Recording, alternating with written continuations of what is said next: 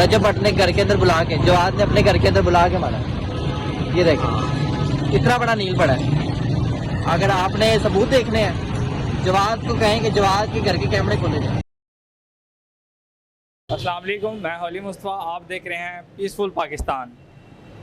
आपने ये रजब भट्ट वाला वाक़या देखा होगा और ये रजब भट्ट वाला वाक़या इन दोनों भाइयों के साथ हुआ है। जानते हैं इन भाइयों से क्या मामलात हुए रजब भट्ट के साथ। अस्सलाम वालेकुम भाई। वालेकुम सलाम। अस्सलाम वालेकुम भाई। वालेकुम अस्सलाम। क्या नाम है भाई? फराज। भाई आपका नाम? उसामा उसामा। उसामा जी। फराज भाई क्या मामलात हुए थे, ज़रा आप कुछ बताएंगे? 28 सितंबर को हम उनके घर गए हैं कि उनके मतलब हमने व्लॉग्स वगैरह बनाते थे उनके हक में। हमने कहा उनका अगर फायरिंग हुई है तो खैरियत पूछने जाते हैं, लेकिन 28 सितंबर को जब हम उनके घर गए तो हमें तशद्दुद का निशाना बनाया उन्होंने। किस वजह से बनाया गया था? हम असल में एंटरटेनमेंट कॉमेडी वीडियो बनाते थे, स्कार्फ लेके मैं गजल आपी का करैक्टर करता था, मुझे उस वजह से उन्होंने मारा। नहीं, कोई तो वजह होगी जिसकी वजह से उनको आप पे तशद्दुद करना पड़ा। क्या रीज़न थी? हम एंटरटेनमेंट बनाते थे, वो कहते थे कि नाज़िबा अल्फाज यूज़ किए, जबकि नाज़िबा अल्फाज कुछ भी नहीं था। भट्ट ने ना बड़ा मतलब कि रात के बयान में बड़ा झूठ बोला है कि मतलब कि मैं ना अब मतलब बताना ये चाहूँगा कि उसने ना वो लाले की कसम खा के कहा कि ये तो भाई डांस कर रहे थे तो जो आदमी ने देख लिया कैमरे से और फिर अंदर बुलाया, तो नाउज़ बिल्लाह इतनी बड़ी कसम खा के झूठ बोली जा रहा है वो तो शख्स। फिर उन्होंने कैसे इकरार किया कि हमने उनको मारा है या ऐसा किया, तशद्दुद किया आप पे? कैसे उन्होंने इकरार किया ये भी बताएं। तो उन्होंने ये इकरार किया है कि मतलब कि शुक्र है मान लिया है रात के बयान में कि हमने मान लिया है, तो शुक्र है वो मतलब कि इतना झूठा इंसान मान लिया उसने सोशल मीडिया पे, हमें यकीन ही नहीं आ रहा। बाकी उस रात इस पे बड़ा तशद्दुद हुआ है, आते साथ ही रजब भट्ट ने इसके छोड़ने शुरू किए हैं मार मार के, इसका वो कड़े मार के इसका तो वो लालो लाल कर दिया इसका मुँह। रजब भट्ट ने घर के अंदर बुला के, जवाद ने अपने घर के अंदर बुला के मारा। ये देखें इतना बड़ा नील पड़ा है। अगर आपने सबूत देखने।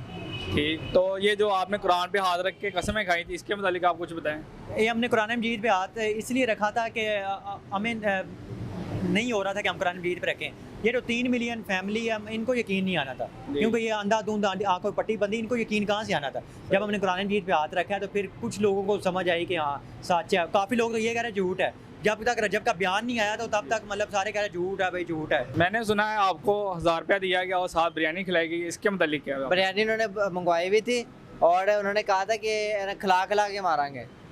ठीक, और उसके बाद वो जो 1000 रुपये की वाली बात हुई है, वो 1000 मैंने उनको ये नहीं कहा कि मुझे 1000 रुपया दो, उन्होंने मुझे 1000 रुपया दिया है और मैं ले रही, उन्होंने कहा ना ये ठीक करा ले।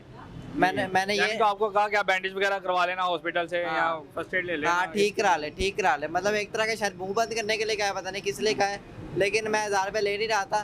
तो मुझे उन्होंने जब जोर से कहा कि ये ले ले, तो मुझे लगा कि दोबारा चुपेर पड़ जानी है, मैंने अपनी जान बचा के निकलना था, मैंने 1000 रुपये जेब में रखा और सदका दे दिया जाओ। बाकी बहुत से लोग कह रहे हैं कि उनके साथ सुलह कर लो, क्यों नहीं कर रहे, तो कैसे हम सुलह कर लें? जाते हुए उन्होंने कहा कि हम मार के नहीं, आपके लिए मार के आप हमारे लिए मार के हैं, तो आइंदा इधर नहीं नहीं, आए। अगर आप पूरी दुनिया को पता लग गया, अगर रजब भट्ट साहब कैमरे में आके माफी मांगते उस दिन तो हमारा गोला ठंडा हुआ था ना। हाँ ये ठीक है बात। आपने गलत किया तो आपने माफी मांगे, हमने गलत किया था हमने तो पहले भी माफिया मांगी हुई है, लेकिन तशद्दुद ये कानून में तो नहीं है। रजब फैमिली से भी कहना चाहता हूँ कि जितने 3 मिलियन सब्सक्राइबर हैं, आप इस गुंडे को प्रमोट करेंगे। अब आपको पता लग गया ना ये बदमाश है, तो आप इस बदमाशी को प्रमोट करेंगे अब। ठीक हो।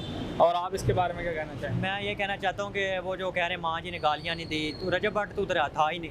सही। तो ये मतलब कि एक झूठा उसने बयान दिया है, मौला अली कसमें खा के मैं भी कुरान मजीद पे हाथ रख सकता हूँ, तो प्लीज़ ये और झूठ ना फैलाएं आगे, ये सब झूठ बोल रहा है। किसी ने आपको उधर बचाया नहीं या किसी ने आपको छुड़वाने की कोशिश की हो कि इन भाइयों को क्यों मार पड़ रही है? बिल्कुल किसी ने नहीं बचाया, लेकिन मैं एक अच्छी चीज़ यहाँ पे बयान करना चाहूँगा कि जो गज़ल आपी है ना, उन्होंने एंड तक कहा कि इनको जाने दो, अच्छी बात नहीं, अच्छा नहीं लगता। तो मेरे ये गज़ल आपी की गज़ल आपी की मिमिक्री कर रहे थे, उन्होंने कहा ये। हाँ बिल्कुल, मतलब उनका बड़ा दिल है ना, उन्होंने देखने कुछ भी नहीं कहा, उन्होंने अपने भाइयों को और अपने हस्बैंड को कहा कि प्लीज़ इनको जाने दी, अच्छी बात नहीं है। अब आप लीगल एक्शन लेंगे, सुलह की तरफ जाएंगे, क्या करेंगे आगे, क्या आप यानी कि करेंगे, आप इसके बारे में बताएं। हमने इसके बारे में भी कुछ भी नहीं सोचा, हम ये आगे आगे देखेंगे। बाकी उसने आज जो वीडियो में कह दिया ना, हमें हमारे अभी भी दिल पे बात लगी है कि अभी हम आगे एपिसोड पर अपडेट करेंगे, और ये ऐसे तो वैसे बड़ी गलीज बातें की हैं। नाज़रीन, आप इन दोनों भाइयों की गुफ्तगू को जाना, आप अपनी राय दीजिएगा। अल्लाह हाफिज़।